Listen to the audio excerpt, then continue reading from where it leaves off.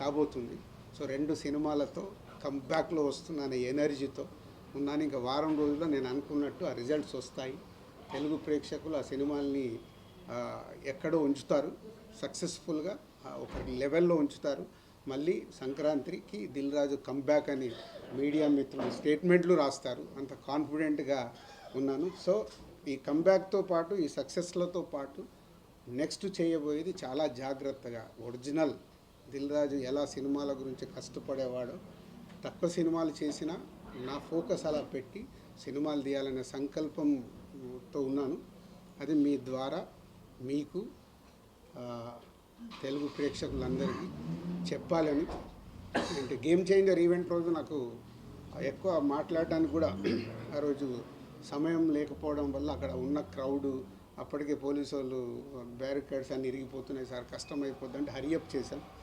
And ఆ event అంత పెద్ద సక్సెస్ చేయడానికి ఆ పోలీసు యంత్రాంగం కూడా ఎక్కడ చిన్న ఇన్సిడెంట్ జరగకుండా వాళ్ళు చాలా జాగ్రత్తలు తీసుకొని చేశారు. వారికి కూడా police department, Rajahmundry east Godavari police department అందరికి కూడా ధన్యవాదాలు.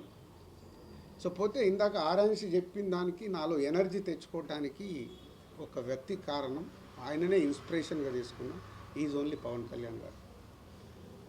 ఎందుకంటే పవన్ కళ్యాణ్ గారిని నేను తొలి ప్రేమ దగ్గర నుంచి ఒక 25 years జర్నీ, ఆ జర్నీలో మనకు తెలుసు ఒక 12 years బ్యాక్ కళ్యాణ్ గారు పీక్లో గబ్బర్ సింగ్, అత్తారింటికి గారది అలాంటి సూపర్ హిట్ల టైంలో పాలిటిక్స్లోకి వెళ్తున్నారు.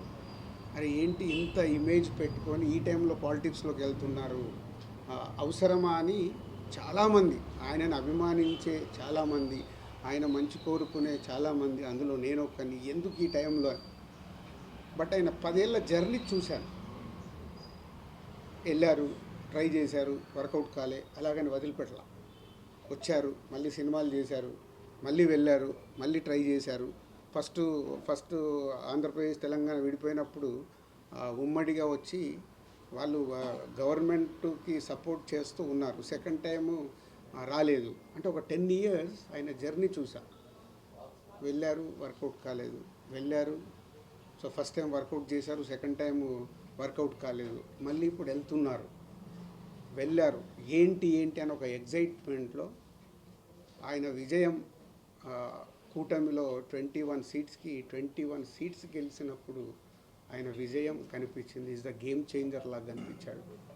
ఆ రోజు నుంచి ఆయన ఆ 12 సంవత్సరాల జర్నీని చూసుకొని, లేదు మనం ఫెయిల్ అవుతున్నామని ఆగిపోకూడదు, నా ప్రయత్నం 20 ఏళ్ళు 25 సంవత్సరాల నుంచి సినిమా ఇండస్ట్రీలో ఏదైతే బిల్డ్ అయిందో, ఏ హార్డ్ వర్క్ అయితే చేశామో అది మిస్ అవ్వకూడదని కళ్యాణ్ గారిని చూసి ఇన్స్పైర్ అయ్యి లాస్ట్ మా 7-8 months నుంచి అంత హార్డ్ వర్క్ చేసుకుంటూ, కొత్త బాధ్యతలు వచ్చినా కొత్త బాధ్యతలు చూసుకుంటూ.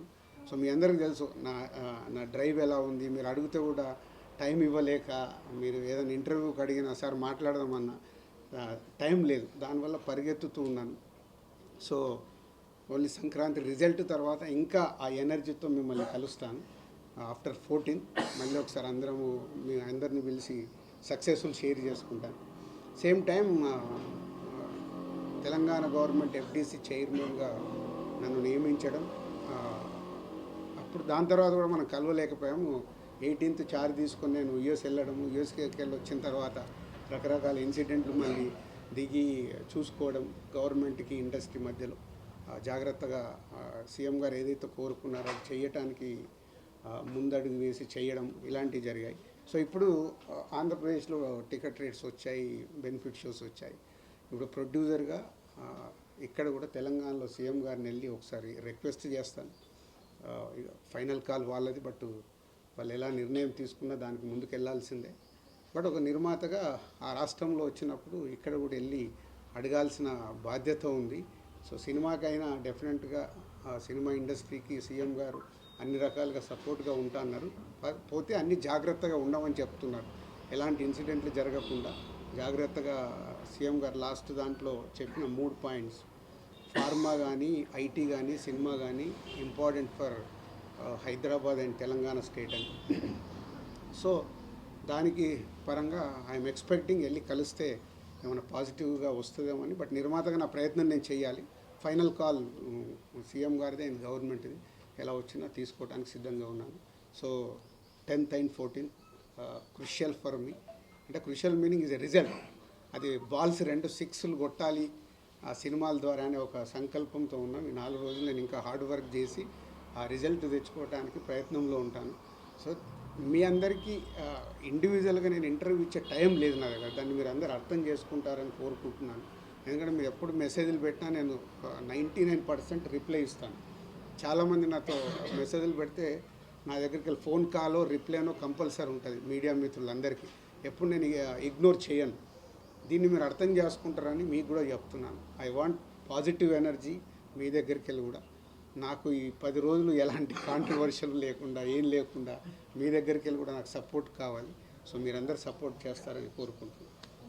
Thank you.